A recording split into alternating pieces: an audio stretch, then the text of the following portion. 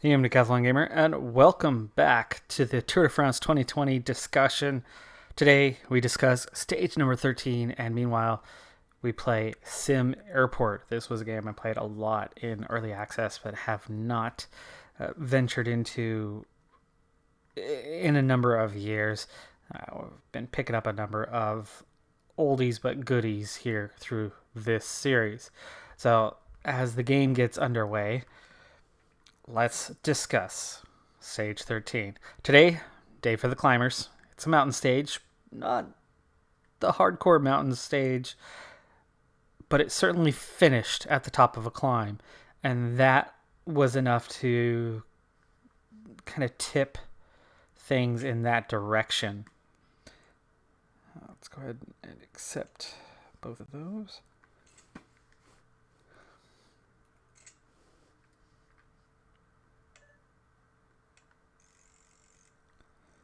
Okay, 6 a.m. for you. It's noon for you. Probably get a couple more going as well.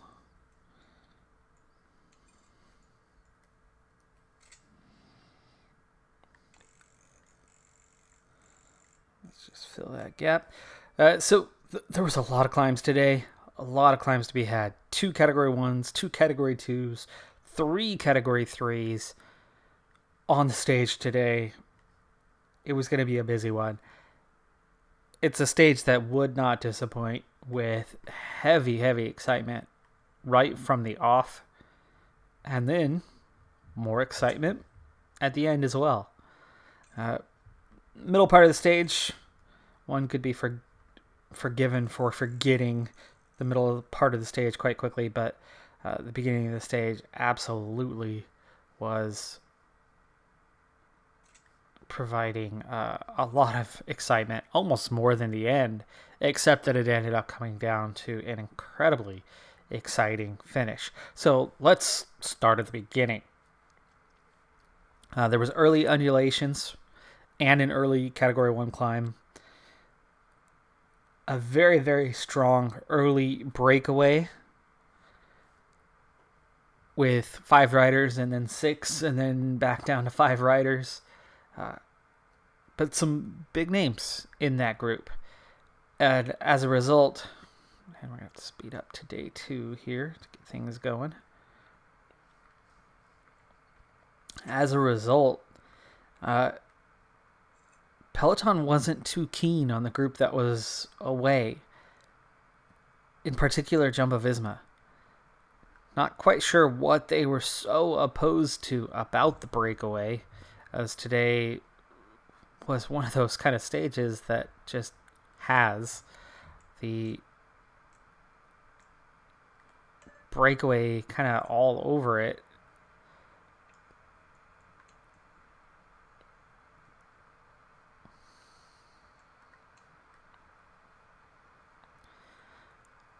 But for whatever reason, Jumbo-Visma, they didn't like the breakaway as it was, and more importantly, they didn't like that other riders wanted to get into the breakaway.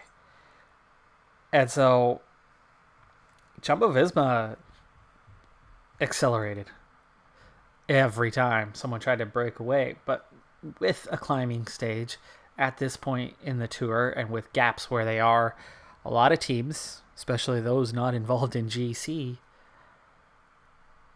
they were out for a stage win today.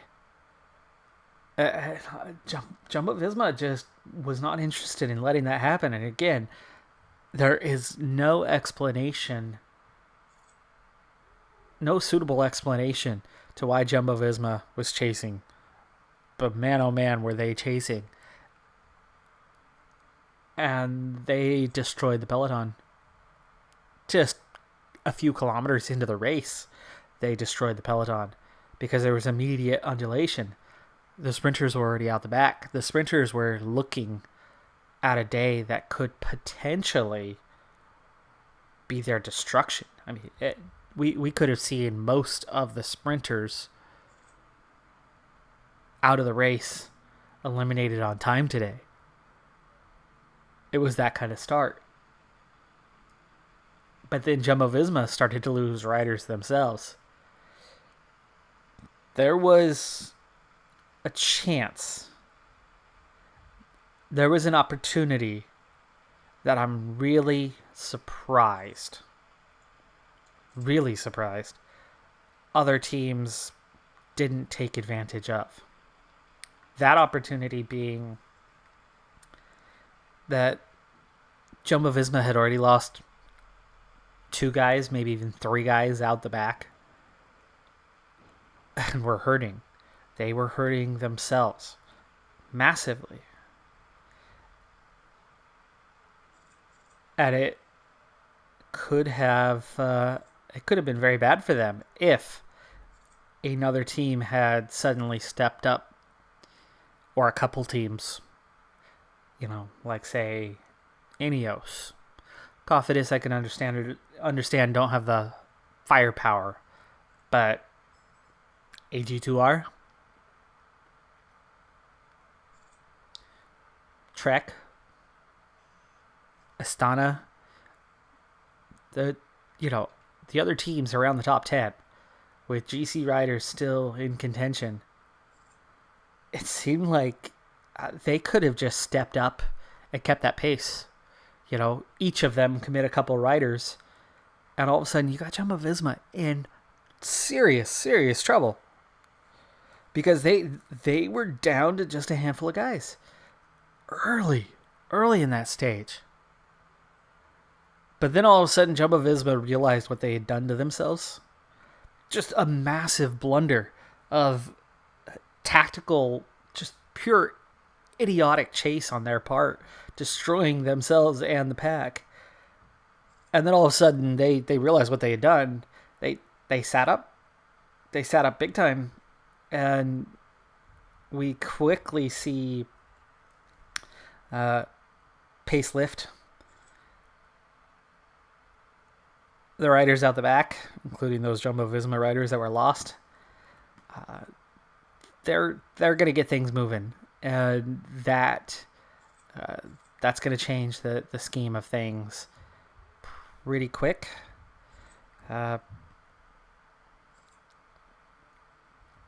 They were now interested in pulling things back. There we go. Hey, oh, that's our workers. Never mind. I know we have a government grant where we can pick up some money.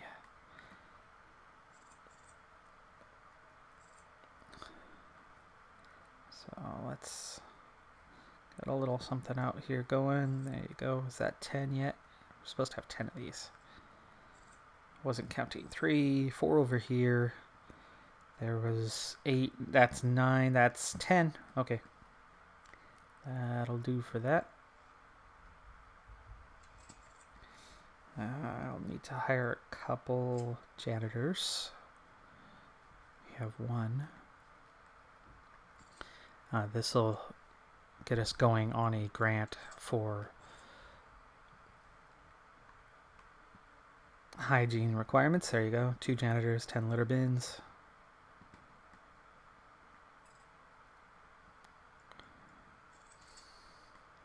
Earn a little money. Anyway, nobody did that. Nobody else stepped up. So when Jumbo-Visma let up on the pace, not only did the riders from the back come back to them, but 20, 30 riders decided they were going to attack. Guys that wanted to be in the break initially. So we see this massive acceleration by riders in the pack going off the front, trying to bridge the gap to the 6 that were at the front. So the 6 at the front had to just keep riding really hard. They dropped back down to 5. The 6 to 5, that was Cosnefroy. Cosnefroy, who is showing himself to be just about the weakest climber. At this point, I would pick Sam Bennett in a climb over Cosnefroy. He looks that weak right now. He looks that dejected. He's got nothing left. He took every ounce of energy he had to get the 36 points he has. I saw him in the group going, he might get a point, maybe even 2 today. And then I looked at how much he was struggling just 15, 20 kilometers into the stage. I was like, oh no, he's not going anywhere. And truly, he did not. He finished way, way behind and finished alongside sprinters. He crossed the line with the sprint group. So, the first climb, it was a Cat 1 early, 10.2 kilometers, 6.1% average gradient. The continuous attacks happening at this point, because it was just a little before this climb that Jumbo-Visma stepped up and got involved in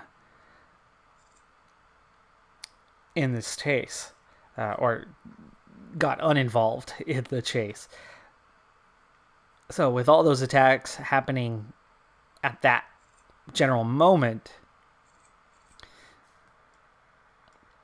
it was one attack after another, both to get out of the peloton and up the road, but also within the break to try to join the now 5 at the front. Sagan was in that. Sagan had gotten out there, but by this point, we're on to the climb. It's a category 1. It was just too much for him, and he's not going to make it. So Sagan gets pulled back by the peloton, which he was able to stay with. He'd briefly been dropped at the top of the climb, but he was able to get back with them. So he was almost in a position to be able to do something. But there was just too many riders up the road. So in terms of sprint, nothing happened today. By the way, yesterday we were discussing the relegation of Sagan to the back of the group. And then I started counting points going, no, something's not right here. Not only was he relegated to the back of the group for, as I discussed yesterday, and I know not everyone agrees with me on this one, but the barrier is the limit to the road. There was enough space. He was in that space. It was not a wide lane, but it was still a lane. He was holding his line. A spectator putting something in the middle of the road over the barrier, that's on the race organizers for not preventing that. That's on that spectator for creating an unsafe scenario. It is not Peter Sagan's fault for avoiding having his head taken off. Him being a very strong bike handler and Wout van Aert being a very strong bike handler saved both of them the disaster that could have, would have, should have been. Anybody else? That is an ugly, ugly wreck. That is not Van Aert's fault. It's not Sagan's fault. He should not have been relegated. And he shouldn't have also not only lost those 30 points and to see Bennett gain 10 points. So he already lost 40. But no, that wasn't enough for the race commissars. They just cannot allow that man to win a green jersey. They screwed him out of it in 2017 because they were tired of seeing him win it. And they've done it again this year because then they took an additional 13-point penalty on top of that. So they cost him 53 points. And it's looking almost impossible at this point that he's going to claim the jersey. More than ever, I'm rooting for him because it just shouldn't be this way. He wouldn't have the lead right now. Without the ridiculous unearned penalty, Sagan is still sitting second place and might not win the jersey. And we'd have an exciting competition. But they artificially take it away from him without any merit. Not right. Anyway, Jumbo-Visma, after hurting themselves, after backing off, it allows all those riders to go. Geschke gets over the top first.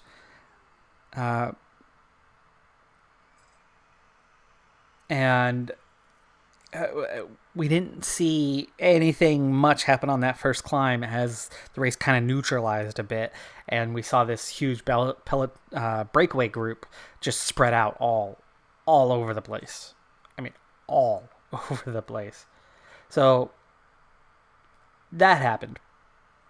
There was a short descent, and then a long, gradual hill that eventually became a Cat 3. Jumbo-Visma was still riding at the front through this, but they had lost some more riders, so they slowed up even more. That's where things really came back together.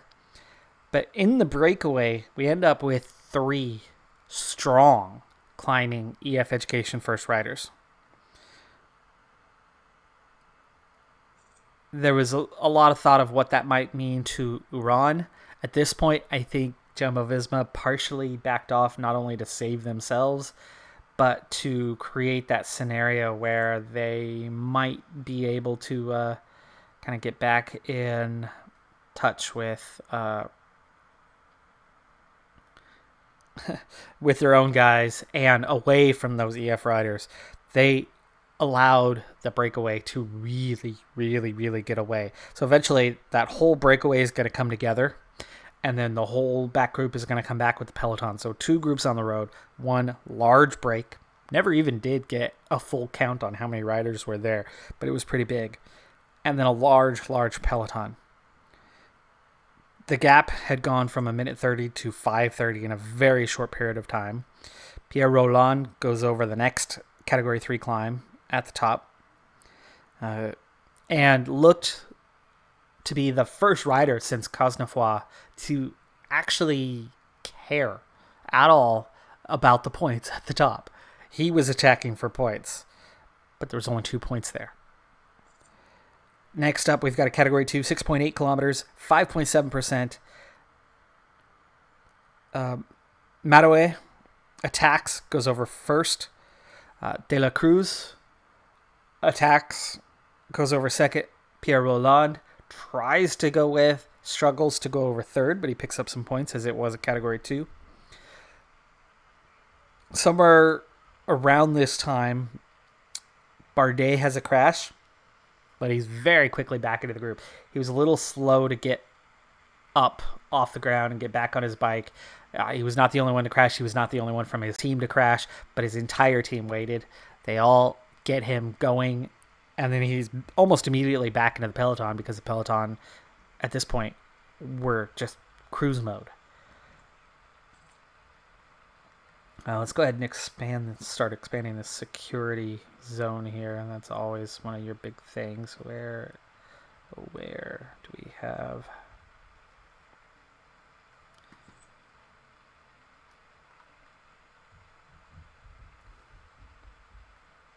So there's supposed to be foundation.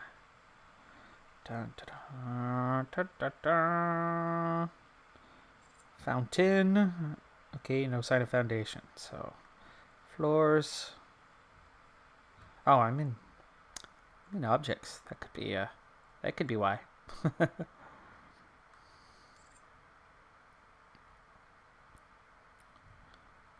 Okay, no sign of foundation.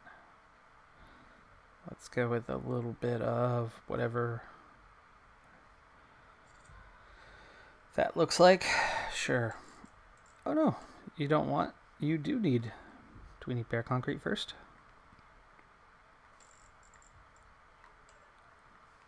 Hey, I found it. I see it. There it is, foundation.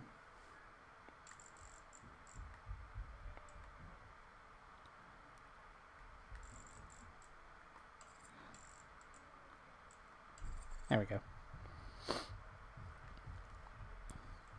So, where were we? Bardet, yeah, it gets back into the group. Then we finally get to the intermediate sprint. Alaphilippe was in the break.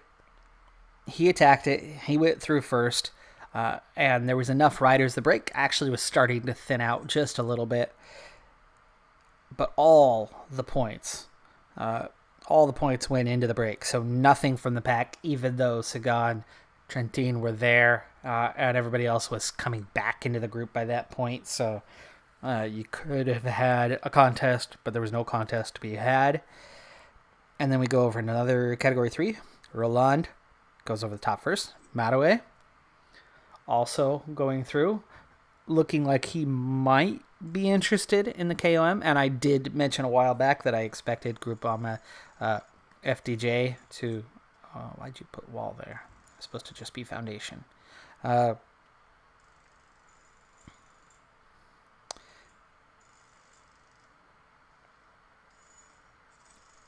Mattaway went over second, and with those two, I think they both had about 6 points each on the stage at that point. And Roland might have had a point or two before. Gap continued to open, got all the way to 10 minutes, assuring victory for the breakaway. And also, as it wasn't just how slow the peloton was, they had slowed up a bit, but not a ton. Ultimately, it was the breakaway continuing to push the size of the group. And so with that push, the group gradually thinned out further and further. And then as we get towards the later stages and to the final couple climbs of the day, that's where the attacks began. First, Nielsen Paulus claims a category 3. Shockman went through second. He comes off the front chasing, and then the remnants of the breakaway were next in line.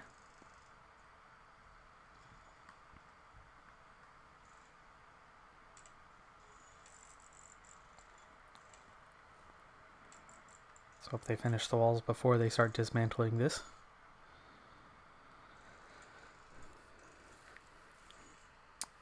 So next up was the 3.8 kilometer, 9.1% average gradient, category 2 climb, and it's a double ascent.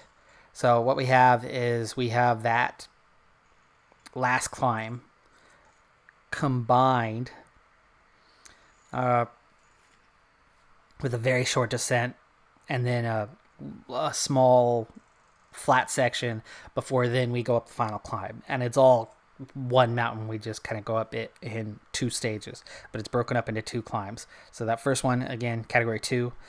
Paulus was up there. Shockman catches up to him, and then Paulus cracks. Third time in the break. I don't know if it had anything to do with that, but it was too much. Paulus is dropped. He goes backwards and straight back behind the breakaway, dropping EF down to 2 riders.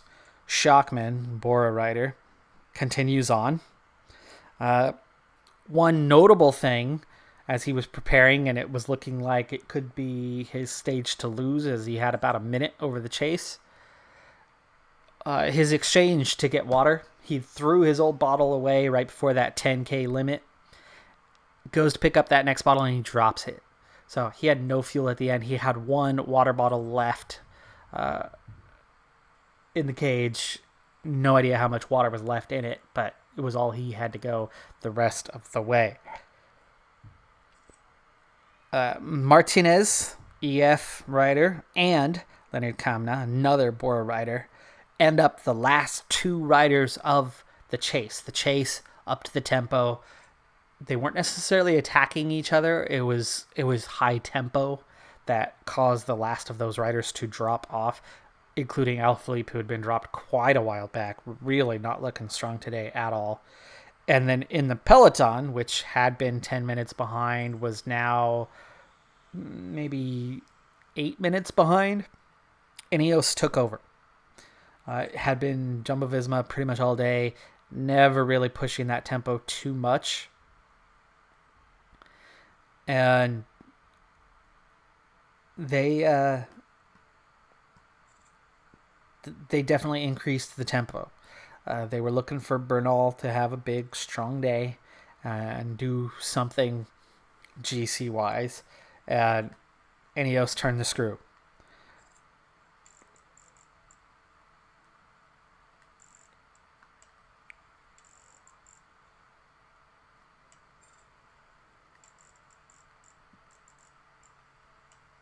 There we go. Okay, open that all up. And then we'll have to figure out how to get through. Guess we need objects for that one, huh? Well, it definitely looks at this point that it's taking longer with the metal detector and bag scanner.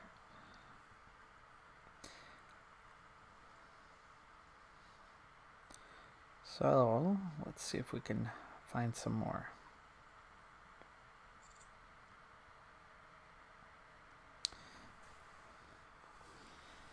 And then my screen just went dark. Dun, dun, dun. All right, so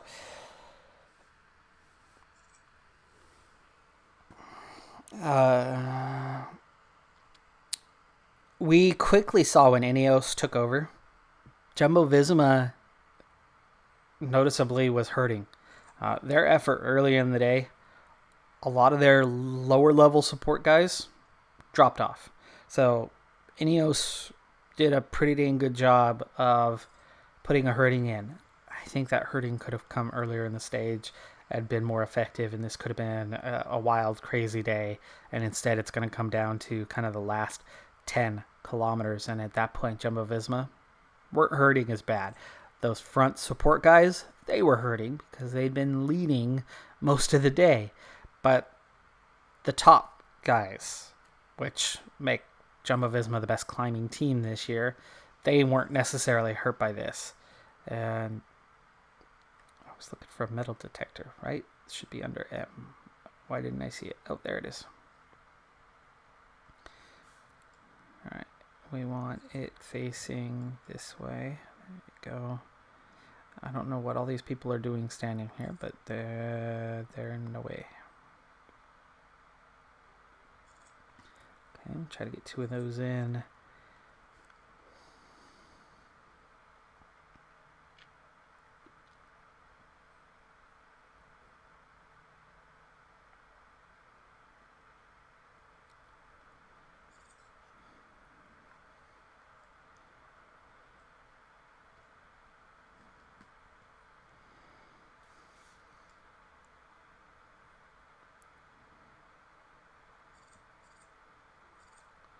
Okay, get both of those in.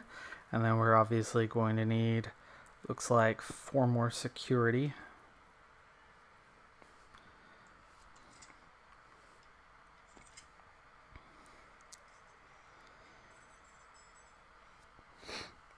Back at the front, Shockman first over the Category 2 climb, and then Martinez, and then Kamna.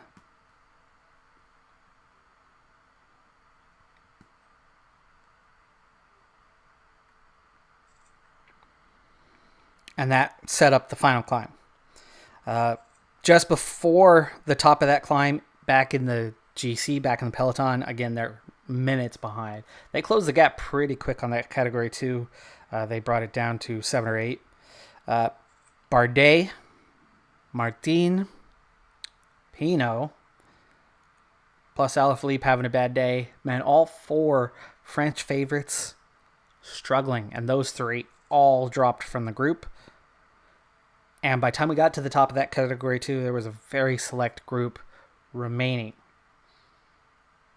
Carapaz had made a push, and it cut it down to Jumbo Visma taking back over. But as we go on to the final climb, it's a Category 1. It's 5.4 kilometers, 8.1% average gradient. It's a continuation of that previous climb, so there was not really any chance for more than a couple percentage points of recovery. Shockman was 22 seconds ahead of Martinez and Kamna. Nobody else was left in contention as the remnants of the breakaway were scattered all over between there and the Peloton. When they were down to the final 2 kilometers where it ramped up significantly, and I should probably create a queue up here. Let's do that.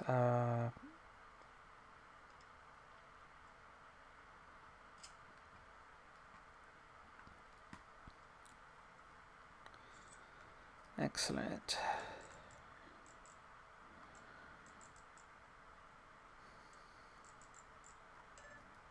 Okay.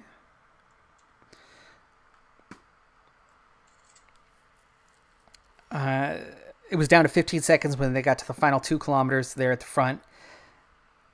At 1.6K to go, Martinez catches up to Shockman. Now, Kamna has just been sitting on this whole time because that's his teammate up the road. So, what do you mean? No. I want the...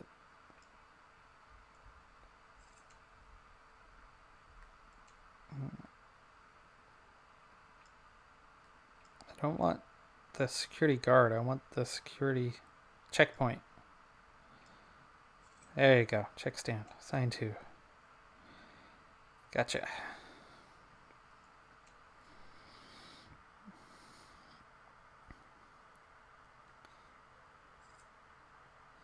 Okay, these guys... Something happened with them, clearly. Little glitch. That's fine. Doing okay.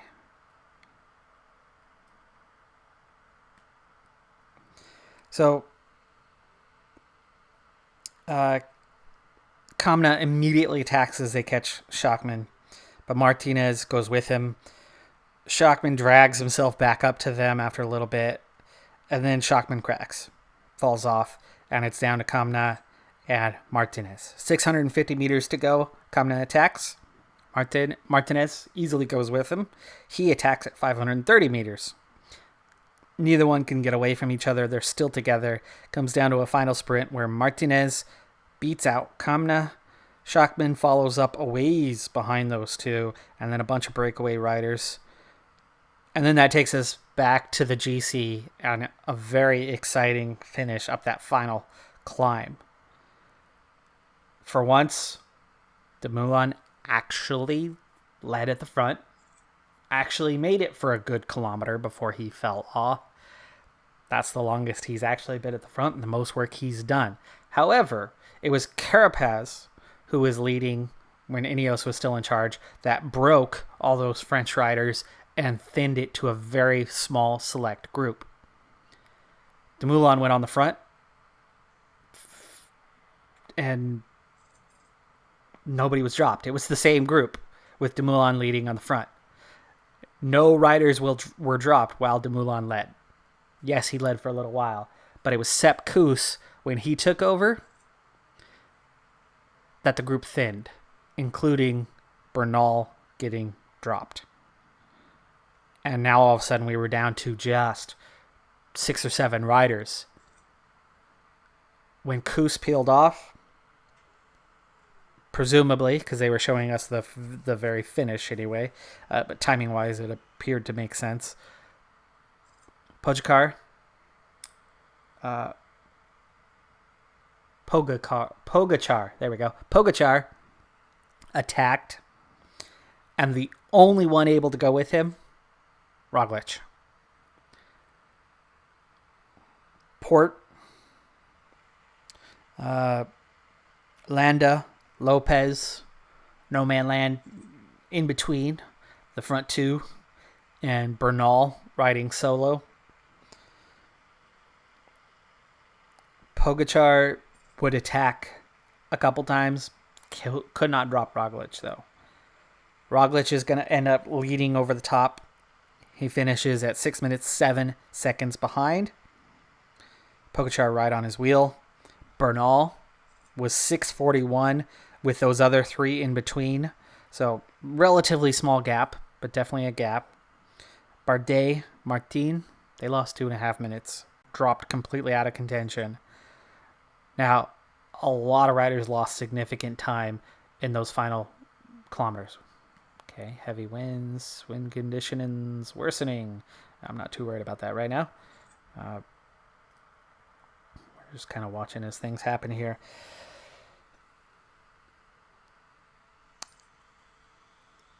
I think I'm going to have to revamp my early predictions for the race.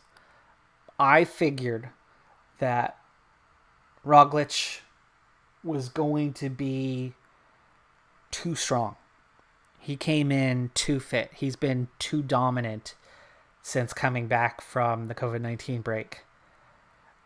And I thought that he'd be really strong in week 1 and that he would have the yellow jersey. Not surprised by that. I actually thought he would have more time than he has or had coming into this stage. In fact, I thought he'd have the time he has right now. But I thought week 2, which of course is what we're in the middle of, I thought would be mostly neutral. As in, he'd be the same as a Pogacar, as a Bernal, as even a Bardet, I thought those guys would be hanging with him this week and that he would start to struggle. And then figured that by the time we got to week 3, he'd really show the wear and tear of being fit too early and that he would crack. Not to the point where he'd drop out of contention, but drop to, second or third step on the podium by Paris. There actually was a sign today. Pogačar looked to be the stronger climber today, and Roglic didn't look comfortable. So there's a hint of him starting to get tired. But he wasn't that troubled. And this is already late into week 2. So I do feel like Roglic has a decent chance of hanging on to the win. However, there's still that full plus week to go. And I'm starting to wonder if Pogačar could actually take the top step and not just podium. I said there was a very good chance he could be on podium. Third or fourth, him or Martin. Martin clearly showing that crash, the 2 crashes the other day. He's hurting a little bit. And he definitely lost time. He's down to 11th. So that crash, I think that eliminated his chances. Pogačar, it looks like the podium now is clearly going to be Bernal, Pogačar, Roglic. What order? Like I said, Roglic just starting to fade, but later than I expected. 4 or 5 days later than I expected him to start to fade. How bad will the fade be next week? Time will tell. Pogačar still looks so strong. He could absolutely win this thing. Bernal, week 1, I figured would be a struggle. He might lose a minute. He was seconds behind. Week 2, I thought this is where he would be neutral, hanging in there, still looking weak, but, staying in the group. That didn't happen today. He lost that little bit of time, kind of where I expected him to be at week 1. I think Bernal's chances aren't so good at this point. Maybe he's going to hang in there and continue to build that form and stay with those guys next week. Keep himself on the podium. And maybe if Roglic fades, he can get back up there and get close to where those two could go either way. But I think at this point, Pogačar actually looks the strongest. Could walk away with it. But of course, if he gets the jersey, he needs support. He's not going to have that. Roglic is going to have that. Jumbo-Visma, though, tactically, a mess. A mess. They're the strongest team. But tactically, they don't have the know-how that Ineos does. Ineos is smarter, but they didn't bring that great of a team. So week 3 could still be open, right? It really could go any way. The strongest rider, weakest team. The weakest rider has the strongest team tactically. The rider who now looks to be about second strongest has the strongest climbers, has the best team support, but just a team that not handling things terribly well tactically. Now, here's the GC. Pogačar, 44 seconds behind. Bernal, 59 seconds behind. That is definitely still in reach, but he didn't look so good today. Uran, minute 10. Totally not a contender, especially if you isolate him up front. I don't think so. Quintana, minute 12. Looking strong, but same problem. Lopez, minute 31. Yates, minute 42. Landa, minute 55. Port, back into the top 10 at 2:06. Moss, 2:54. Bardet and Martin, 11 and 12. At this point, I'd say you're looking at 12 riders in some type of range to compete for top 5 anyway. But really, in terms of time gaps, I'd say from Lopez on down, nobody's got a chance. I'd say really only the top 5, Quintana and above, have any chance at winning the race. Podium, though, still could happen, right? One injury, one crash, one breakdown in the wrong place knocks one of those guys off the podium and then makes it wide open for all those others. But I think for the race win, absolutely just one of those top three. At this point, Roglic, it's his race to lose. He's the favorite. But Pogačar looks like a better climber to me right now. And we've got a lot of climbing left to go. He could win this. I'm not saying he's going to, but he could.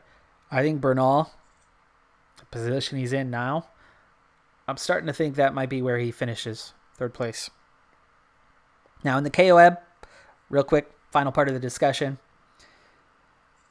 Martinez picked up 13 points today. Roland, who was clearly going for some points, only managed to get 8. Madoué got 10. Kamna got 10. Geschke got 10. Schachmann got 12. There were 7 or 8 riders between 8 and 13 points today. But no one rider went out and picked up a bunch of points. So Cosnefroy still has the lead. But Cosnefroy every day looks weaker and weaker and weaker. He tried to get into the break today and didn't last. He was there. He was in the front group. He could have, should have at least gotten through that first climb and picked up some points. No. He faded. He finished with sprinters. He's done. But I've never seen a tour go on this long and only see a single rider truly try to race for that jersey. It's always 3 or 4 guys who go and claim a bunch of points, and then they, one by one, compete until it comes down, right? Until you're down to, the gaps get too big and all of a sudden you're down to a couple guys and then somebody gets it late in the tour. We've had one piss poor climber go for it and nobody else properly go for it. I think Roland, letter of intent, but he's not that great of a climber. Martinez, if he wants it, jersey's his. He could absolutely win it. I could see him going for it. Madoué looks like he's trying to, but can't make up his mind on whether he's thinking about the stage or the jersey or the stage or the jersey. And Schachmann could certainly get in there. A lot of guys picking up points. A lot of guys are at that, they're 20 points or less behind Cosnefroy, and there are so many climbs still to go, and there's so many points out there. That one stage or 2 stages, and they've